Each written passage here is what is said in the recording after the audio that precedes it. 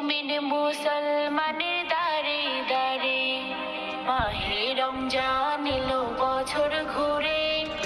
মুমিন মুসলমানের দারে দারে রহমতেরি বাণী নিয়ে মাগফিরাতের পয়গাম নিয়ে, রহমতেরি বাণী নিয়ে মাগফিরাতের পয়গাম নিয়ে এলো সবার মাঝে আবার ফিরে। মাহে রমজান এলো বছর ঘুরে। মুমিন মুসলমানের দারে দারে মাহে রমজান